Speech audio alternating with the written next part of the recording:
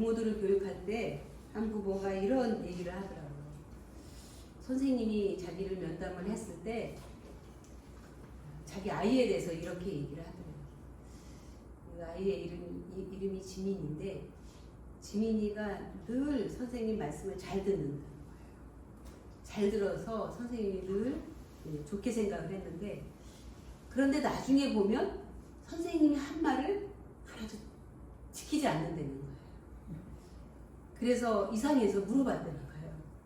너는 선생님의 말씀을 잘 듣고 대답도 잘하는데 왜 그것을 해오지 않느냐라고 물었더니 그 아이가 하는 말이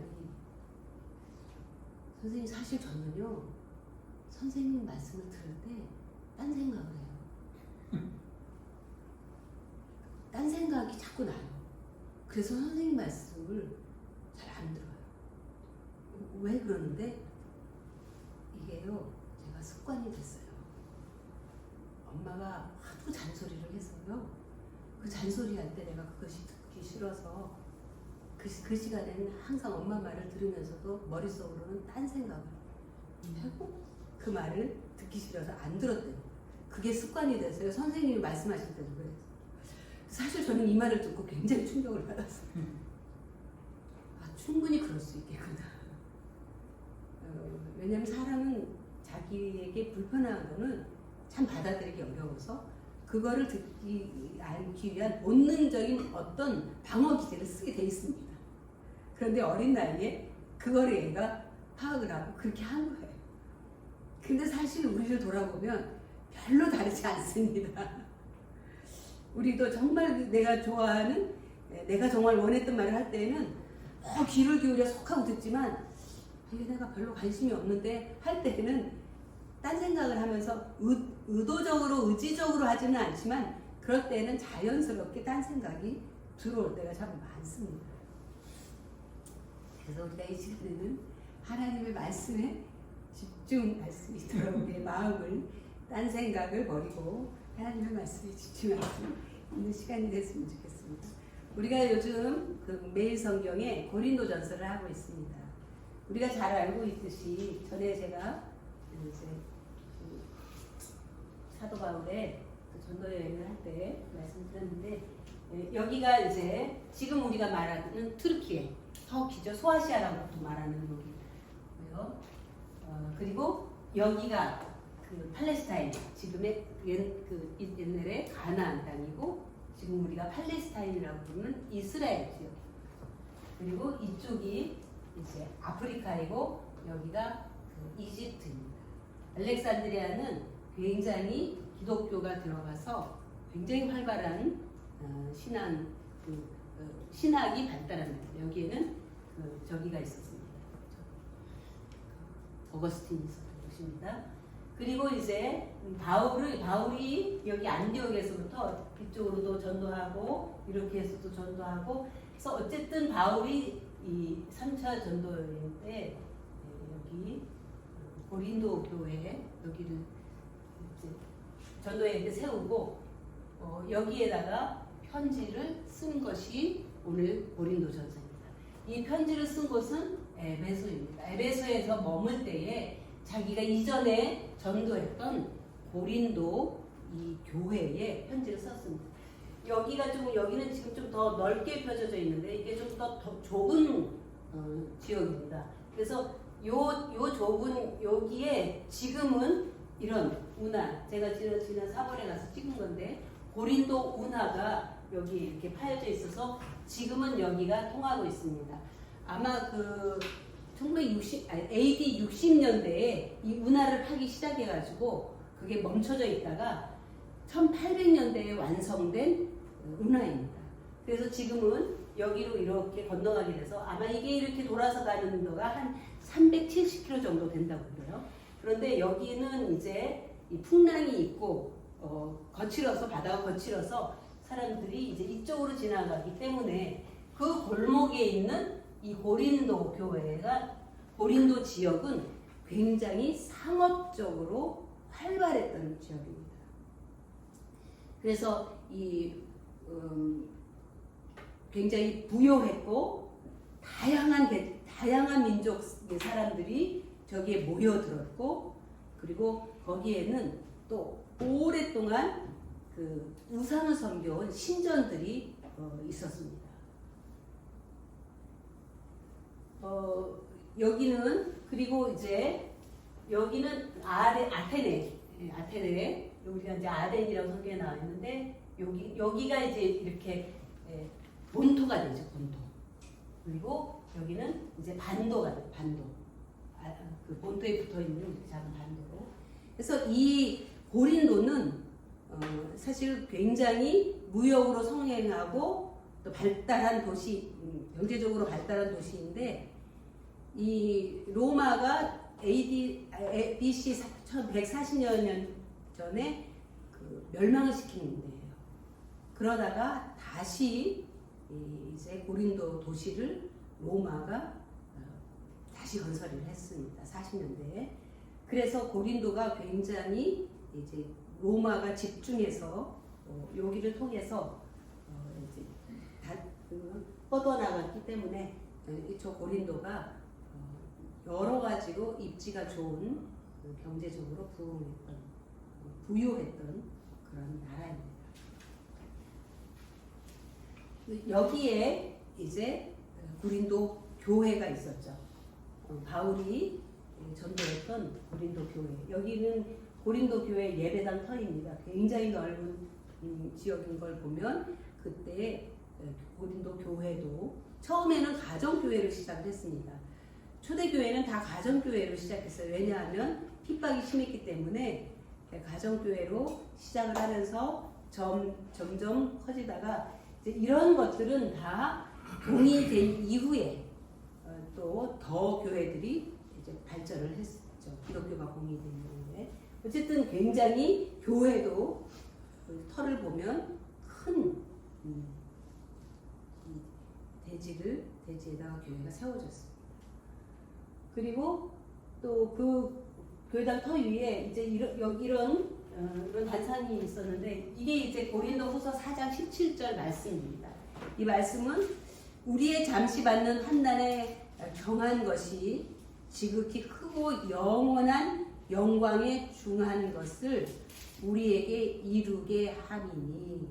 이 말씀, 고린도후서 4장 17절 이 말씀을 보면 그 당시에도 여전히 핍박과 환난이 있었다는 거예요.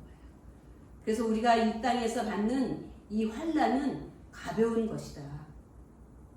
이것은 우리가 앞으로 받을 영원한 영광에 비하면 이 환난은 적은 것이니 우리가 이것을 잘 감당하며 믿음을 저버리지 말자라는 게 이 말씀의 뜻인데, 아마 그 시대의 상황을 잘 말해주는 말씀인 것 같습니다.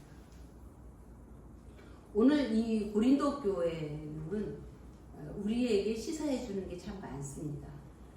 왜냐하면 고린도 교회는 굉장히 복잡한 교회였고, 성경에 나와 있는 교회들 중에 현대 교회와 가장 유사한 교회가 두 교회가 있어요. 어느 교회인 것 같습니까? 오늘 우리가 살아가는 현대 교회와 가장 유사한 교회가 이 고린도 교회와 라우디 교회. 그래서 이 고린도 교회에 하나님이 주신 말씀을 보면 오늘 우리가 어떻게 교회 신앙생활을 하며 어떻게 이 세상 속에서 그리스도인으로 신앙을 가지고 세상 속에서 그리스도인으로 살아가며 교회 공동체 안에서 하나님을 섬길 수 있는가, 이게 우리에게 답을 주고 있습니다. 그래서 고린도를 좀 연구해 보면 고린도 사회와 현대 사회의 공통점이 있습니다. 유사한 것도 많고 다른 것도 많겠지만 그냥 대표적인 몇 가지만을 좀 살펴보도록 하겠습니다. 고린도 이 도시는 굉장히 경제적으로 발달한 상업 도시이기 때문에 물질을 굉장하게 중요하게 생각을 해서 도시입니다. 왜냐하면 어떻든 돈을 벌기 위해서 이 고린도로 사람들이 모여들거든요. 그래서 이 해운이 발달되어 있고 이 항구에 있기 때문에 접근성이 좋잖아요. 어디에서든지 오기에 좋기 때문에 몰려드는, 돈을 벌기 위해서 장사를 하기 위해서, 무역을 하기 위해서 찾아온 사람들이 많기 때문에 여기는 항상 물질적인 풍요가 있었습니다. 물질적인 풍요가 있다 보면 사람들은 물질에 의존하게 되고 더 많은 물질을 추구하는 삶을 살게 됩니다. 이게 오늘 우리와 비슷한 겁니다. 오늘 우리는 점점 이 과학 문명의 발달로 굉장히 사회가 발전하고 물질이 풍요로워지고 있어요. 물질이 굉장히 우리에게 우리의 삶에 편리를 주고 우리를 안락하게 만드는 그러한 사회로 발전하고 있어요. 그래서 굳이 뭐 내가 아끼면서 뭐 이렇게 쓸 필요도 없어요. 돈만 있으면 얼마든지 물질을 사서 소비하고 버리고 내가 그렇게 고생하지 않아도 돼요. 그래서 기술 문명의 발달로 물질이 발전하다 보니까 소비주의가 늘었습니다. 그래서 저도 제가 어렸을 때부터 뭐 하나를 사면 평생 쓰는 걸로 알고 살았어요. 그러니까 옷도 제가 입던 건 우리 딸한테 물려주고 또 그 옷은 떨어질 때까지 다 못 입을 때까지 입어야 되는 줄 알았어요. 근데 옷도 소비재라는 거예요. 소모품. 그래서 어느 정도 있다가 그냥 별로 마음에 안 들고 굳이 내가 이걸 안 더 좋은 게 생기면 이거를 버려도 된다는 거가 저한테는 굉장히 충격이었어요. 그런데 이제 그런 삶에 익숙해가는 거죠. 이게 뭐 모든 분야에서 사실은 우리는 소비주의로 살아요. 이거는 굉장히 우리를 해이하게 만들어요. 사실. 그리고 그러한 소비를 더 많이 하려고 하다 보니까 더 많은 물질이 필요합니다. 그래서 더 돈을 많이 벌려는데 사람들이 집착하고 있습니다. 사실 우리는 이 정도 살면 충분히 안정된 삶을 살 수 있어요. 그런데 우리는 그거보다도 더 많은 것들을 끝없이 갈망하며 추구하며 그거를 얻으려고 살아가고 있습니다. 그래서 사실 그리스도인의 이 물질과는 굉장히 중요합니다. 한 가지 제가 제안을 한다면 우리의 물질과는 어때야 되느냐. 사실 하나님 모든 물질은 하나님이 우리에게 공급해 주십니다. 그렇습니까? 네. 내가 열심히 일해서 내가 벌어서 사는 것입니까? 내가 일하지만 하나님이 주시지 않으면 내 소유로 돌아오지 않습니다. 그런데 이 내게 소유로 돌아오는 것을 내가 다 내 것으로 생각을 받아들여야 되느냐 하는 데는 우리가 한번 생각해 봐야 됩니다. 하나님은 우리에게 살 수 있는, 또 살아가야 될, 또 그리스도인으로 해야 될 일들을 할 수 있는 물질을 주십니다. 그런데 그 물질이 들어오는 대로 다 내 것이냐는 데에는 우리가 퀘스천 마크를 가져야 됩니다. 왜냐하면 우리는 청직이 있기 때문입니다. 모든 일에 우리가 스스로 얻은 것은 아무것도 없습니다. 아까 본 그리스는 그 알렉산더 대왕이 세운 나라예요. 알렉산더 대왕은 원래 마게도니아의 왕이었어요. 그런데 그 페르시아를 물리치고 이 그리스를 확보하면서 이 그리스라는 나라를 세웠는데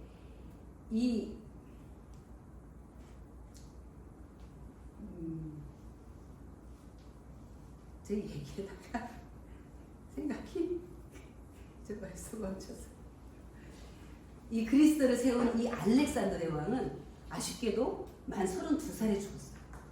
세상에서 가장 넓은 땅은 징기스칸이 확보했지만 가장 넓은 영향력을 미친 사람은 알렉산더 대왕입니다. 왜냐하면 알렉산더는 많은 땅을 정복을 하고 지배를 했는데 그가 32살에 죽었음에도 불구하고 그가 정복한 땅에는 헬레니즘이라고 하는 문화를 퍼뜨린 거예요. 그래서 그 헬레니즘 문화가 그 당시에 그가 정복했던 땅의 문화와 삶을 지배했던 거예요. 그런데 그가 죽으면서 했던 일화가 유명하잖아요. 자기의 관에 양쪽에 구멍을 뚫어서 자기의 손을 손으로 밖으로 내놓게 관을 만들어라 했어요. 이유는 사람은 갈 때 아무것도 가져가지 않는다는 것을 후세 사람들에게 이거를 보여라라고 그런 유언을 하고 죽었던 거예요. 가장 넓은 땅에 가장 영향력 있는 정복 왕이 마지막에 후대에게 남긴 유언은 사람은 아무것도 가지고 갈 수 없는 존재라는 거죠. 그렇게 말하면 우리가 태어날 때도 빈손으로 태어났습니다. 여러분 중에 집을 살 만한 뭔가를 복채를 가지고 태어난 사람 아무도 없습니다. 옷 하나 걸치지도 못하고 태어났습니다. 그런데 오늘 우리가 살아갈 수 있도록 우리에게 공급해 주신 모든 것은 하나님 우리에게 맡겨주신 것이고, 그것은 우리가 청지기로 그것을 관리하도록 사명을 주신 것입니다. 그래서 우리가 하나님께 섬기는 일만 청지기가 아니라 우리에게 주신 모든 은사, 또 물질, 어떤 영향력, 어떤 역할 다 우리는 하나님으로부터 받아서 하는 것입니다. 그 중에서 물질은 하나님이 특별히 우리가 청지기 의식이 없지 않으면 이 물질로 우리의 신앙이 무너지게 되어 있습니다. 그래서 이 물질은 우리의 가족들, 또 내가 가정생활을 살면서 살아갈 수 있는 정도의 물질을 내가 정하는 것입니다. 그리고 그 이상이 되는 것은 내가 하나님의 나라에 누군가에게 그것을 흘려보내도록 주신 것입니다. 그렇다면 어느 정도로 내 물질의 수준을 정하는 것인데, 이거를 어떻게 정하느냐? 오늘 현대에는 이런 게 있습니다. 계속해서 문명이 발달하니까 계속 좋은 것들이 나오는 거예요. 그래서 그 계속 좋은 것들을 계속 자기가 그것들을 누려야 된다고 생각을 합니다. 그래서 저 사람들이 누리는 것은 나도 누려야 돼 하는 생각이 현대인들의 생각 속에 있습니다. 그게 우리를 마치 소금물로 우리의 갈증을 채우는 것과 똑같습니다. 우리가 잃어버린 것 중에 일상의 행복이라는 게 있습니다. 일상의 만족이라는 게 있습니다. 우리를 진짜 행복하게 해주는 것은 일상의 사소한 감사와 만족입니다. 근데 이 물질 만능주의, 황금 만능주의는 그것을 잃어버리겠습니다. 그래서 평범한 것은 너무 지루해. 그것은 나에게 만족을 주지 못해. 이게 물질이 우리에게 준 갈증입니다. 여기에 빠져들면 건강한 신앙생활하기 참 어렵습니다.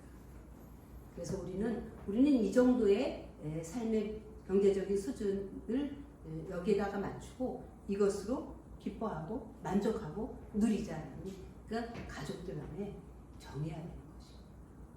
그리고 그것으로 기쁨을 누릴 수 있어야 돼요. 그리고 이것은 내가 억지로 가난하게 된 것이 아니라 이것은 내가 선택한 것입니다. 우리는 가진 게 없고 또 가지려고 하지 않고 살려고 많은 그런 생각을 가지고 지금까지 살아왔습니다. 그런데 우리는 한 번도 우리가 가난하다고 생각해 본 적이 없습니다. 우리의 통장과 우리의 주머니에 10만 원, 20만 원 이상이 월말이 되면 남지 않지만 우리는 가난하다고 생각하지 않았습니다. 왜냐하면 그건 우리가 하나님 안에서 그렇게 하겠다고 선택한 것이기 때문에, 그 선택이 우리에게 기쁨을 주는, 만족을 주는 것입니다. 만약에 우리가 억지로 그랬다면 그런 만족이 있을까? 더 어려울 수도 있어요. 그러나 내가 선택했기 때문에 우리는 즐겁게 이 정도의 삶에 만족할 수 있는 것이죠. 그래서 물질 만능주의가 현대의 고린도 교회와 유사하고, 그 다음에 향락, 성적 타락이 있습니다. 그 당시에는 이 항구 도시이고 상업 도시이고 그리고 무역이 활발하게 이루어지는 그런 도시였기 때문에 수많은 타지인들이 이곳에 오면서 그런 향락을 즐기는, 지금도 항구 도시는 이 향락이 많습니다. 왜냐하면 왜 타지에서 온 사람들이 잠시 머물고 가면서 이 향락을 추구하기 때문에. 그리고 우상을 섬기다 보니까 신전에서 일어난 다양한 성적 타락이 일어나는 것입니다. 매음이 일어나는 것이죠. 몇천 명의 이 매춘부들이 그런 신전의 제사를 통해서 이런 타락한 일들을 보여주는 거죠. 그게 성전에서만 이루어지는 게 아니라 일상의 삶 속에서도 일반적인 시민들 사이에서도 그렇게 아무 문제의식이 없는 것입니다.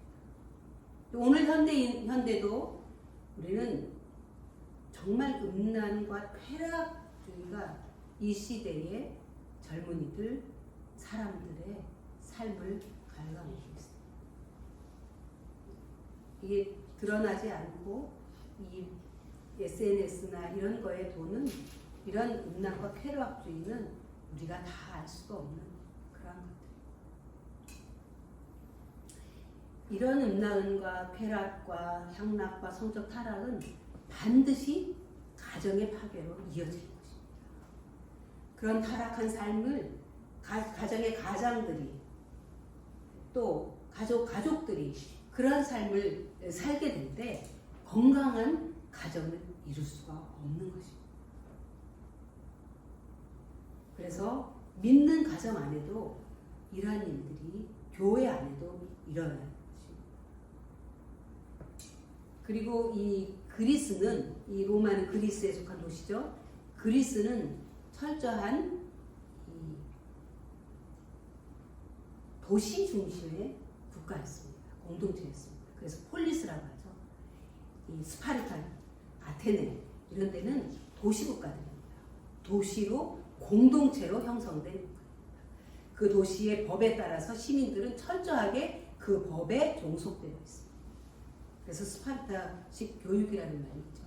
스파르타의 그 엄격한 교육에 다 순종하지 않으면 그 공동체에 속할 수 없는 그러한 체제였습니다.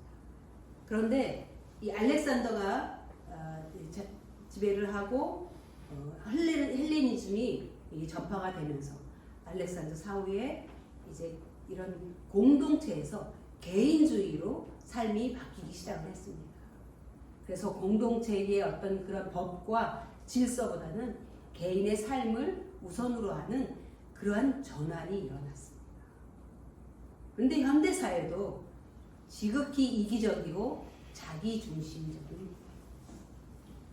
개인주의보다도 더 자기중심적인, 이것은 자기가 가장 옳은 것입니다. 내가 생각하는 것은 옳은 것.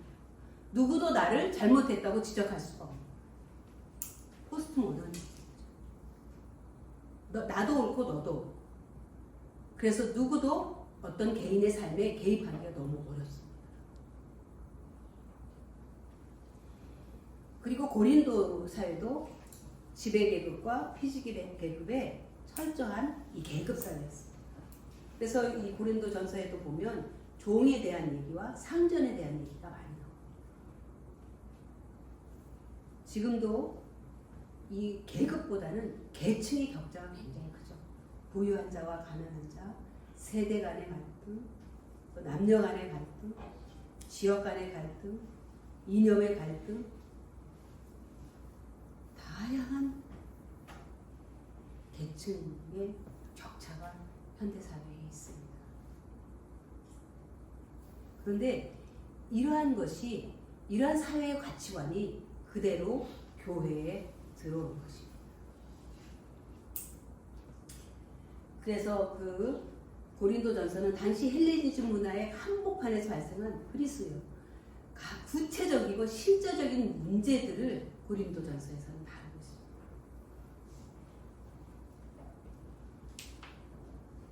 헬레니즘 문화는 그리스 문화만이 전파된 게 아니라 그리스 문화가 가고 그 들어간 그 지역의 문화와 혼합이 되는 것입니다. 그래서 거기에 토착화가 되는 거죠. 그래서 거기에 뿌리를 내는 거죠. 그런데 고린도 교회 안에 이런 문제가 일어났습니다. 우리 교회 안에 이런 문제가 일어났다는 게 사실 참 놀랍죠. 이 분파, 우리가 그 매성경에서 봤듯이 나는 바울파, 아볼로파, 게바파, 교회 안에 다양한 지도자를 중심으로 분파가 일어났고요. 은사 중심으로 분파가 일어났어요. 이 교회 안에 갈등이 일어났는데요. 이게 이 분파가 위험한 건 성경은 하나, 교회는 하나됨을 강조했습니다. 하나의 교회를 말했습니다. 하나의 공동체를 말했어요. 비록 몽골에 있는 교회나 한국에 있는 교회나 지역은 다르지만 머리 대신 예수 그리스도가 한 분이기 때문에 한 교회로 지칭했어요. 그런데 한 지역 안에 있는 교회 자체 안에서도 여러 가지의 분파와 계층과 분열이 일어났다는 것입니다. 또 근친상간의 일들이 일어났죠. 바울이 다 서신에 나오는 이야기입니다. 자기 아버지가 죽었습니다. 그 아버지가 많은 유산을 남기고 죽었어요. 그런데 자기 그 새 엄마가 그 재산을 다 갖게 생기니까 그 재산을 갖기 위해서 그 새 어머니와 결혼을 한 거예요. 그래서 그 유산을 자기가 아주 악의적인 불의한 그러한 일들이 교회 안에 있고, 그리고 이 법 소송 문제가 생겼어요. 근데 이 소송을 교회 안에서 문제를 해결하지 않고 이것을 세상 법정으로 가지고 갑니다. 우리가 매성경에서 봤듯이 이미 세상 법정으로 갔다는 것은 너희에게 부끄러운 일이다. 너희가 이미 잘못하고 있다. 왜냐하면 우리는 이 세상을 심판할 자들이 아니냐. 나중에 우리가 세상을 다 심판하고 세상 사람들을 심판할 하나님의 제사장들인데, 하나님의 백성들인데, 너희가 어찌 그들에게 가서 우리를 이 심판해 주시오, 우리를 재판해 주시오 하고 어떻게 교회의 문제를 그들에게 맡기느냐, 이렇게 말해요. 교회가 타락할 때는 타락한 것이죠. 교회 안에 또 성적 방종이 밖에서 일어난 일이 교회 안에 들어오는 것이죠. 교회 안에서도 수많은 간음이 일어나는 거죠. 그리고 결혼과 이혼을 너무나 쉽게 합니다. 내가 하나님의 부르심을 받아서 자유함을 얻었는데 내가 성적 방종을 한 게 그게 뭐가 문제냐? 나는 자유한 존재다.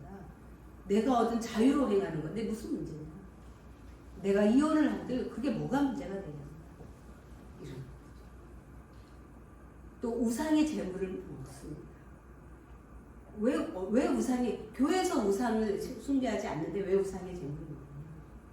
그 당시에는 그 아프로디테나 이런 그 우상들의 신전에서 제사를 드립니다. 제사를 드리면 많은 재물들이 있어요. 그 제사를 많이 드리기 때문에 그 제사를 드릴 때 드린 그 재물이 시장에 다 파는 거예요. 시장에 팔아서 이 신전은 돈을 갖는데, 그럴 때 교인들도 시장에서 고기를 사서 먹는 거예요. 그런데 그게 우상에게 제사를 드렸던 재물이기 때문에 먹으면 안 되는 거였어요.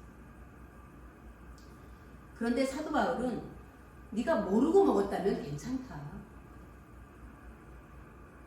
그런데 믿지 않는 자들이 네가 먹는 거를 보고 시험에 든다면 먹지 마라. 어쨌든 이 우상제물 때문에 교회 안에 수많은 시험들이, 그리고 예배를 드릴 때 예배가 질서를 갖추지 못하고 아주 무질서. 왜냐하면 은사를 받은 자들이 내가 받은 은사를 교회 예배 시간 안에 쓰는 거예요. 막 방언을 하는 거예요. 예언을 하는 거예요. 근데 그 방언을 할 때 뜻도 모르는 기도를 하니까 사람들이 예배가 되지 않아요. 도대체 무슨 얘기를 하는 거야? 누가 저렇게 시끄럽게 계속 소리를 질러대는 거야? 라고 사람들은 알지. 그 그게 무슨 뜻인지도 모르는 기도를 자기는 하나님이 성령님이 주신 은사라고 방을 하는 거죠. 그러니까 질서가 없어. 근데 성령님이 주신 은사를 주실 때는 질서 있게 행하라고 주시는 거예요. 그런데다가 부활 논쟁이, 이 부활 논쟁이라고 하는 거는 이 헬라 사람들은 이 부활을 아주 무시합니다. 왜냐하면 어떻게 십자가에 죽었던 자가 다시 살아날 수 있으며 어떻게 십자가에 죽은 처형당한 자가 어떻게 우리의 구세주가 될 수 있느냐. 이러한 그들의 철학으로는 도저히 받아들일 수 없어요. 그러니까 그런 것들이 어렸을 때부터 몸에 익었고 그런 가치관을 가진 그리스도인들이 교회 안에서도 야 무슨 부활이 있어. 죽은 사람이 어떻게 살아나. 그래서 고린도전서 15장에서 바울은 부활에 대해서 명확하게 설명을 해주고 있습니다. 그렇다면 바울은 이 문제를 어떻게 해결했는가? 바울은 고린도 교회 안에 일어난 수많은 이런 문제들, 사실 여러분 고린도 교회라고 했지만 오늘날 현대 교회 안에 일어나는 일들입니다. 사실 이 문제들이 오늘 한국 교회 안에서 일어나는 일들, 그 신문에서 많이 보시죠. 분열, 법정 소송, 교회가 자체가 법정에서 성적, 이런 일들이 교회 안에 지금도 무수하게 돈의 문제 너무 많습니다. 성적인 문제, 지도자들의 성적 문제, 지금도 일어나고 있는 문제. 그리고 지도자들의 이 횡령의 문제, 교회 돈을 수십억 원씩 그런 일들이 지금도요. 부활이 무슨 의미가 있어요? 그리스도인들 중에 그렇게 얘기하는 사람. 예배도요. 예배 질서 없는 예배가 많습니다. 열린 예배라고 해가지고 누구에게 예배드는지 잘 알 수 없는 그런 정체불명의 예배도 참 많습니다. 그런데 바울은 이 모든 문제의 근원을 복음에 대한 오해로 봤습니다. 이거는 오늘 우리 현대 교회에서 일어나는 모든 문제의 근원도 역시 이 복음에 대한 오해에서 나는 것입니다. 이 복음을 명확하게 이해하고 이 복음을 경험했다면 절대로 할 수 없는 그런 일들입니다. 그래서 이 복음에 대한 오해를 무엇으로 정리를 했냐면 십자가에 못 박힌 예수 그리스도입니다. 이 십자가에 못 박히신 예수 그리스도, 이분이 모든 문제의 해결이십니다. 교회 분열 문제요. 주 예수 그리스도는 다 흩어졌던 이방인과 유대인과 헬라인과 모든 남녀노소 귀천을 가리지 않고 하나로 만드신 그리스도의 십자가는 분열을 용납하지 않아요. 거룩함을 요구하기 때문에 예수 그리스도는 세상과 구별된 거룩을 위해서 십자가에 죽으셨기 때문에 근친상간이나 성적 방종이나 결혼이나 이혼이나 이런 문제들을, 이 세상의 더러운 것들이 교회 안에 들어올 수 없는 거예요. 십자가에 못 박히신 예수 그리스도가 이루신 일, 그리고 그가 무엇을 위해서 십자가에서 죽으셨는지를 복음을 통해서 경험한다면 절대로 그런 일들이 교회 안에서 이루어질 수 없다는 것입니다. 그렇다면 주 예수 그리스도의 십자가, 이 십자가에서 주님은 뭘 하셨는가? 십자가에서의 그리스도의 죽음은 첫째는 죄인들을 위한 대속의 죽음입니다. 여러분, 우리에게 죄가 있다면 그 누구도 심판을 면할 수가 없습니다. 그런데 십자가에서의 그리스도의 죽음이 우리의 죄의 문제를 해결함으로 우리가 의롭다는 말이죠.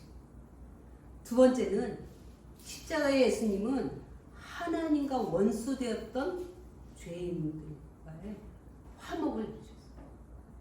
우리는 하나님과 화목하게 되는 거죠. 하나님과 화목하지 않고는 누구도 천국에 들어갈 수 없습니다.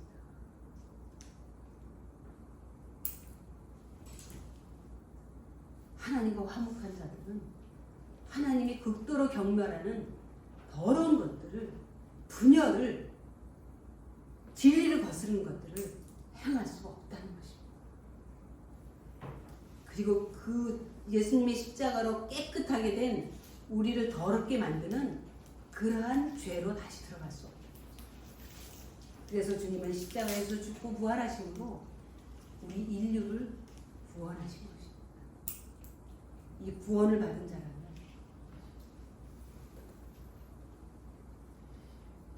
그 당시에 그 더러운 일들, 그 거룩하지 않은 세속적인 것들을 행할 수 없다는 것입니다.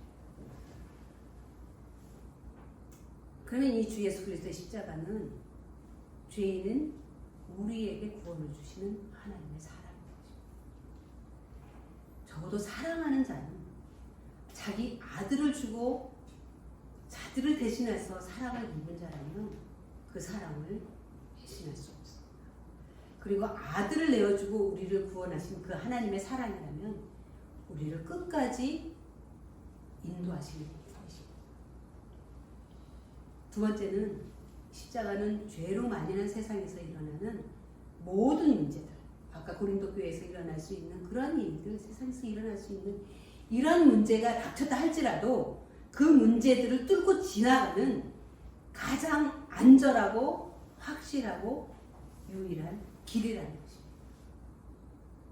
십자가만이 그러한 모든 문제에 치이지 않고 그 문제들로 더러워지지 않고 그 문제들로 세상으로 빠져나가지 않고 우리를 거룩하게 하나님의 백성으로 우리를 지켜줄 수 있는 유일한 길이라. 안전함. 십자가의 길은 안전합니다. 십자가의 길은 확실합니다. 혹시 없습니다. 역시. 그리고 그 길만이 우리를 세상 속에서 죄에 빠지지 않고 거룩하게 갈 수 있는 유일한 길이라는 거죠. 아멘이십니까? 아멘. 그리고 이 십자가의 도는, 이 십자가의 길은 하나님의 지혜이고 능력입니다. 이 길에서 하나님이 우리를 지켜주십니다. 그리고 십자가의 도는 바울이 얘기한 것처럼 그리스 사람들에게는 다 멍청한 거예요. 야, 지식과 철학이, 지혜가 최고지. 어떻게 형벌받고 죽은 십자가가 능력이 될 수 있느냐, 구원이 될 수 있느냐, 이렇게 말할 때 하나님은 이 십자가가 지혜라고 말하고 능력이라고 말하고 있습니다. 그래서 우리는 십자가로 돌아가야 돼요. 한번 천천히 읽어보겠습니다. 십자가는 하나님께서 개인의 구원에서 온 우주 만물을 다스리는 데까지 그 모든 면에서 중심축의 역할을 하나님 우리의 개인을 구원하십니다. 예수 그리스도의 십자가의 능력 우리를 구원하십니다. 그러나 십자가는 우리를 구원하시는 것으로 끝나지 않습니다.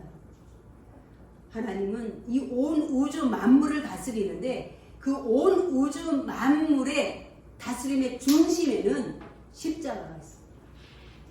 그래서 오늘도 모든 피조물은 하나님의 아들들이 나타나기를 기대하며 십자가를 바라봅니다.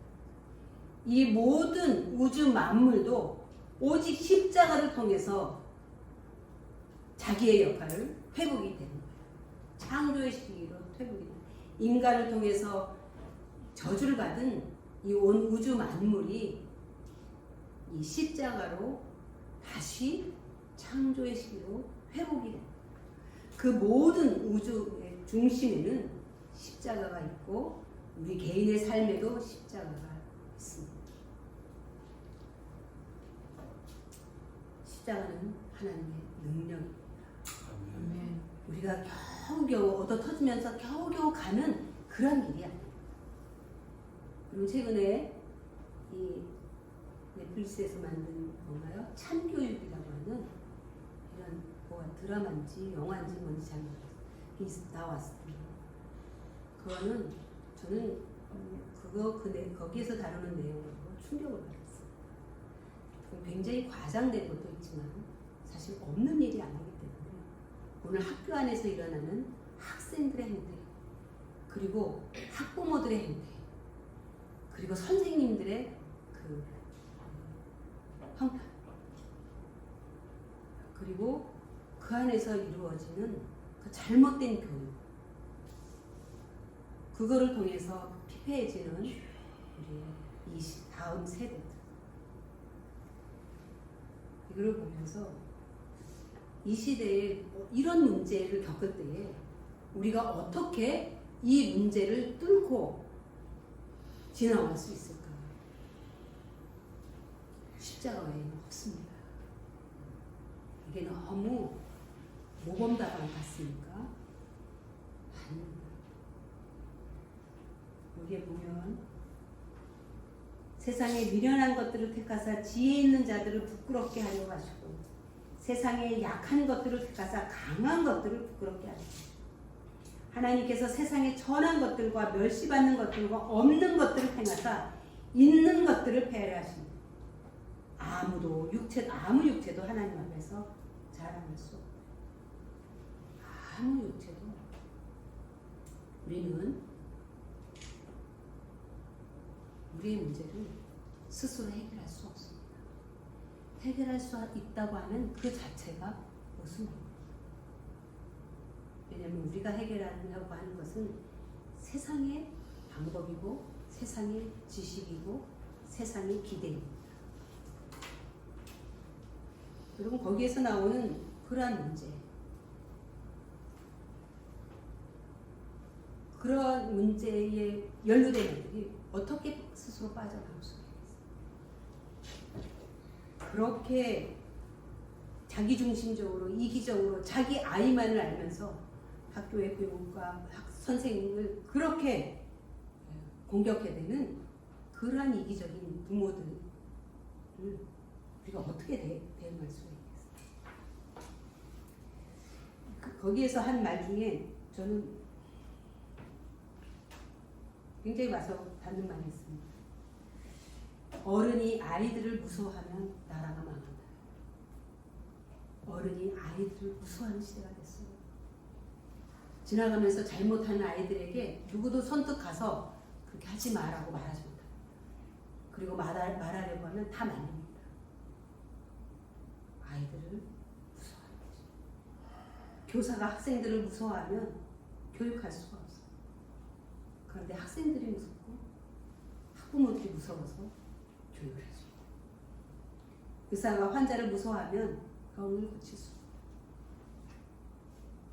변호사가 의뢰인을 무서워하면 변론을 할 수가 없다는 거죠. 부모가 자녀들을 무서워하면 건강한 양육을 할 수가 없다는 거죠. 어려움이 있습니까? 십자가 앞에 나아가십시오. 기도하십시오. 주님은 우리를 실망시키지 않으십니다. 우리의 가정의 문제, 사업의 문제, 내 마음과 정서의 문제, 여러 모양의 스트레스와 갈등의 문제, 어떤 방법을, 어떤 해결책을 하기에 앞서 십자가로 나가십시오. 십자가 아래서 기도하십시오. 그리고 거기에서 주시는 하나님의 지혜와 능력을 붙드십시오. 그리고 이게 원래 우리가 살아가는 십자가로 구원받은 사람들이 살아가는 삶의 방식입니다. 우리는 세상 사람들과 다릅니다. 세상 사람들은 힘으로, 지혜로, 강한 것으로, 존경받는 것으로, 영향력 있는 것으로, 그러한 것들로 자기의 문제를 해결하고 자기의 입지를 드러내고 자기의 존재를 확인합니다. 그런데 바울은 내가 약한 것을 자랑합니다. 내가 약하기 때문에 하나님을 의지할 수밖에 없는 그런 나를 사랑하고 그런 나를 감사한다. 왜냐하면 그렇기 때문에 내가 십자가 앞에 나아갈 수 있기 때문에. 여러분, 우리는요 할 수만 있으면 십자가 앞에 안 나갑니다. 이게 우리의 본성입니다. 우리의 본성은 십자가를 거부하게 돼 있어요. 나는 아니라고요. 자기의 삶을 보면 알아요. 여러분, 십자가는 우리의 힘으로는 가까이 가기 어려운 고슴도치 같은 가시와 같은 것입니다. 그러나 우리는 어려움을 통해서 십자가를 붙들고 그 십자가를 체험하고 그때부터 십자가의 능력을 경험해 가는 것입니다. 우리의 마음에 걸리는 문제, 그 내가 해결하기 어렵다고 하는 문제, 그리고 정말 해결하기 어려운 문제, 특히 관계의 문제, 하나님의 영역입니다. 십자가 앞에 내려가 처음 나를 구원해 주시고 다시 시작할 수 있도록 나에게 기회를 주신 그 하나님과 함께 다시 일어서는 우리의 삶이 될 수 있기를 축원합니다.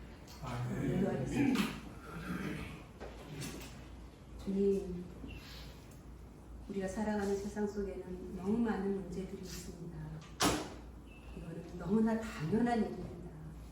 왜냐하면 모든 사람들이 죄인이고 모든 사람들이 자기의 판단이 가장 옳다고 믿고 살아가기 때문입니다. 그러나 주님, 우리는 압니다. 우리는 그렇게 신뢰할 만한 존재가 아니고 내가 옳다고 하는 것을 끝까지 붙들고 갈 때에는 우리는 멸망할 수밖에 없는 존재라는 것을 압니다. 고집을 버리고 주님의 십자가 아래 내려가게 하여 주옵소서. 주님만이 우리 인생의 문제를 해결해 주실 수 있는 유일한 분이시고 이미 십자가를 통해서 우리가 전혀 해결할 수 없었던 구원의 문제를 해결해 주신 그 하나님의 방법을 우리가 생각하게 하여 주옵소서. 그래서 십자가가 능력이라고 하는 이 사도 바울의 고백이 나의 고백이 될 수 있는 그런 삶의 경험들이 우리 가운데 있게 하여 주옵소서. 예수님의 이름으로